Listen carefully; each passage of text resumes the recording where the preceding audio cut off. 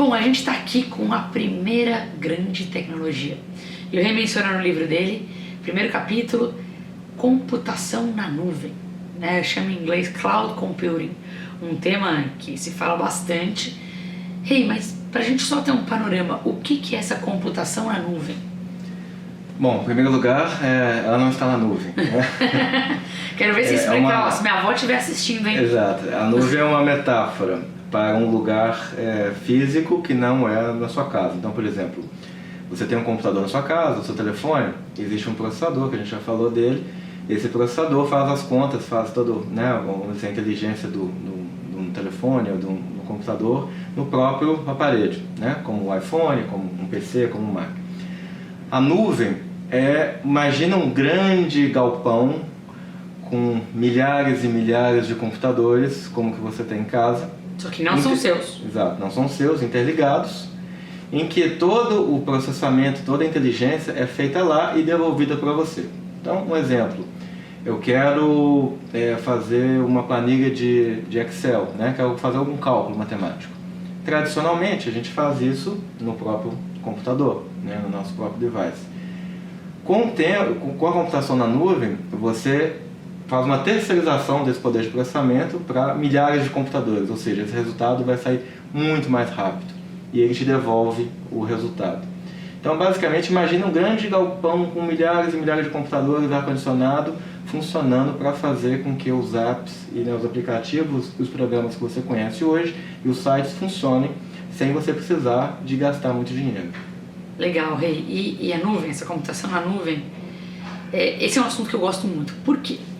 Porque ela tem algumas implicações muito interessantes. Por exemplo, antes, se eu quisesse fazer alguma grande empresa, eu precisava dessa infraestrutura. Então, o que a nuvem está fazendo para o ato de empreendedorismo, ou o ato de criação de projetos em empresas? Então, é interessante um pouquinho da história. Antigamente, né, a maioria de vocês provavelmente não era vivo, a gente tinha o que a gente chamava de mainframes, né, que eram aqueles computadores gigantescos que ocupavam, né, prédios, né, geralmente a gente lembra deles em filmes antigos.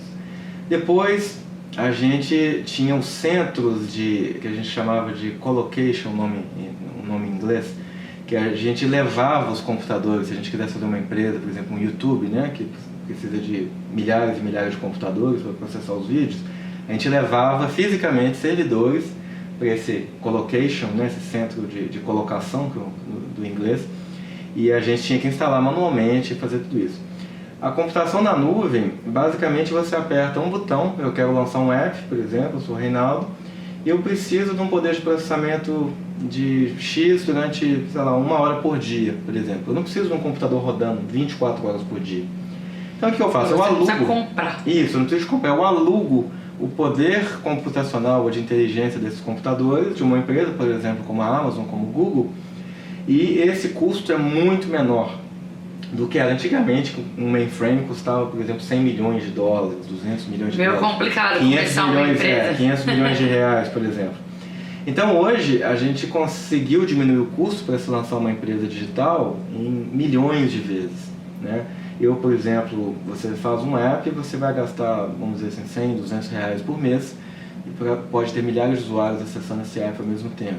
Antigamente isso custava 100, 200 milhões de reais, 300 milhões de reais. Então, o que aconteceu nos últimos 10 anos, a computação na nuvem, ela se popularizou a partir de 2006, quando a Amazon lançou o serviço, que chama-se Amazon Web Services em inglês.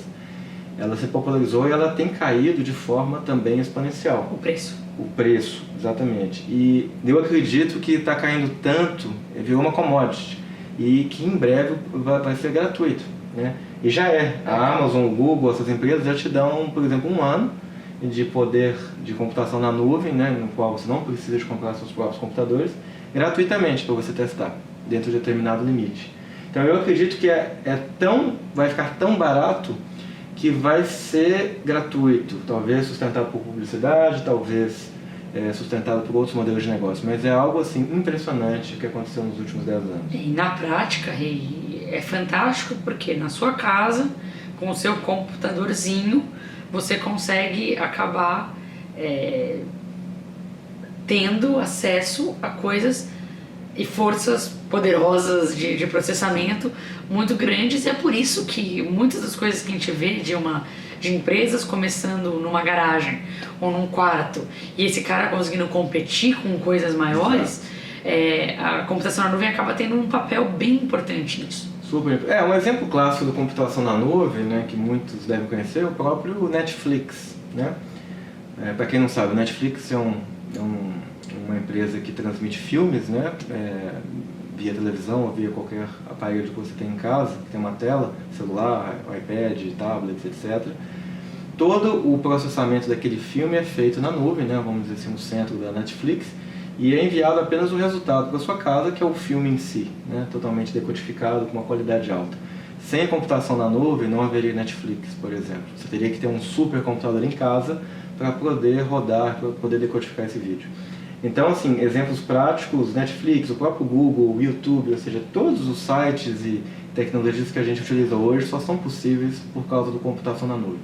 O que mudou nos últimos 10 anos é que a computação na nuvem migrou de estar só em empresas para estar na internet, né? Assim, obviamente, desde o início da internet isso é possível, mas nos últimos 10 anos especificamente, esse fenômeno se acentuou. Então, hoje qualquer um pode acessar um poder de computação descomunal, né, supercomputadores que não estavam disponíveis há 10 anos atrás. E eu acho interessante o link, né? A gente falou num outro vídeo sobre tecnologias exponenciais, sobre processamento, e eu quero só linkar isso daqui porque no outro vídeo a gente mencionou que o Rei acha que é muito importante para tudo que a gente vai falar entender o processamento de computadores, entender a importância disso.